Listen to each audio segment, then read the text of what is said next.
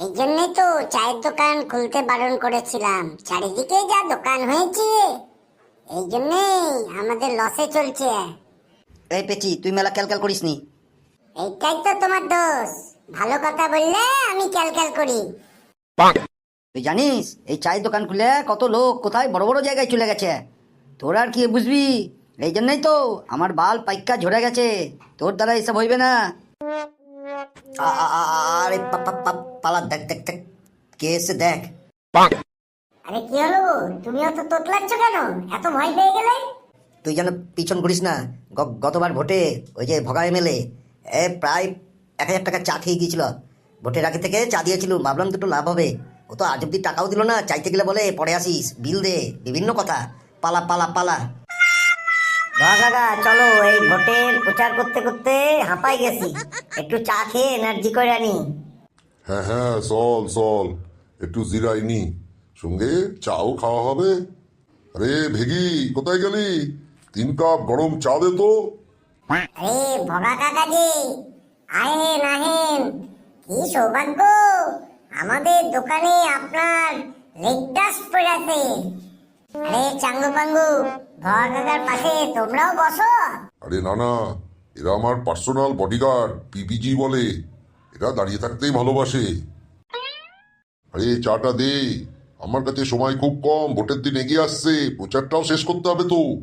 ভগা কাকা, ওই একটু মুশকিল হয়ে গেছে। যে চা বানায় সে অখনই ছিল, অখনই চলে গেল। এই অখনই অখনই করিস নি, তাড়াতাড়ি চা দে, নাহলে দোকানের শাটার নামা। আহা, তোরা তো রাগিসনি রাগিসনি। কোথায় গেল যে চা বানায়? আর কি বলুন বাবা কাকা, দুদিন ধরে ওনার যে চায়ের গাছগুলো আছে, চা গাছে জল দেওয়ার কেউ নেই। ওই জন্যে বললো তুই একটু দোকানে বস, আমি চা গাছগুলোয় জল দিয়ে আসি। বাহ বাহ, খুব ভালো। এই ছোট চায়ের দোকান করে চা বাগানও কিনে নিয়েছে নাকি? কিন্তু কাকা, চা বাগান কিনেছি আমাদের তো জানাই নাই। আমরা তো হপ্তাটাও পাইতেছি না। এই, এখন ভোটের মুখে এই হপ্তা নিয়ে আলোচনা করবি না। ওগুলো পরে আমি বুঝে নেবো, আগে ভোটটাই জিততে দে। আরে কি হলো রে ডাক? আমরা কতক্ষণ বসে থাকবো? আমাদের কি কাজ কাম নাই নাকি? কাকা এ তো মহা মুশকিল, কি করি বলুন তো।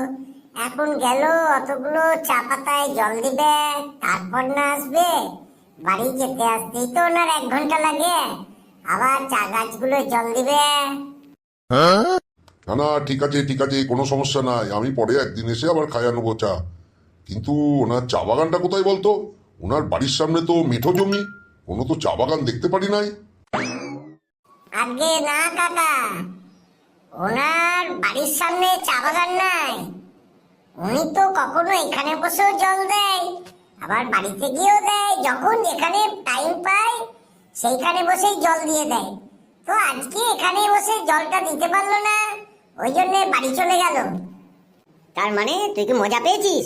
ওনার কি এত বড় পাইপ আছে নাকি যে এখানে বসেও জল দেয়, বাড়িতে গিয়েও জল দেয়? কি ব্যাপারটা বলতো? ভগা কাকা, আমার মনে হচ্ছে এই কিছু লুকোচ্ছে। মালটা খুব চালাক আছে। আমাদের হপ্তা দিতে হবে না, ওই জন্য কিন্তু ঘোরাচ্ছে। চা বাগানের ঠিকানাটা দিচ্ছে না কিন্তু। হ্যাঁ, আমার মনে হচ্ছে তুই ঠিকই কইতেছিস। দাঁড়া, ভালোবারে শুধাইনি, দিয়ে চল আমরা হাঁটি। তো বাপু, ওনার চায়ের বাগানটা কোথায় আছে একটু বলতে পারবা? হ্যাঁ হ্যাঁ কাকা, চায়ের বাগান তো এখানে নাই। চায়ের বাগান দার্জিলিং এ আছে। আরে তুই কি আমাদের সঙ্গে মজা পাইছিস? ভগা কাকার কি অন্য কোনো কাজ নাই? তুই কি ভাবছিস চা না খাওয়ালে কি আমরা চা খেতে পারুম না? হ্যাঁ সত্যিই তো, সত্যিই তো। তো বাবা, ওই দার্জিলিং এর চায়ের বাগান, উনি এখান থেকে জল দিচ্ছে, আমি ঠিক বুঝতে পারলাম না তো। এইটাই তো ভগা কাকা, এই জন্যই তো আজকে উনি চায়ের দোকান করে এত বড় হয়ে গেছেন। উনি কি করেন জানেন? উনি ওই বলে না video call, video call, video কলে ওনার বন্ধুরে দেখায় এই চা গাছ থেকেই আমি চা পাতা নিব, আর বন্ধুরে কয় এই পরিমাণ জল দিবি। বন্ধু যখন দার্জিলিং এর চা বাগানের গাছে জল দেয়, উনি সেটা ভিডিও কলে বইলা বইলা দেয়। কাকা, এদের পাগল কুকুরে কামড়াইছে। চলো, এই পাগলের সঙ্গে আর কথা বললে লাভ নাই। ঠিক কইছিস, ঠিক কইছিস, চল। বাবা বাবা বাঁচলাম, ফ্রিতে পেলে আল কাতরা পর্যন্ত খায়া নেবে।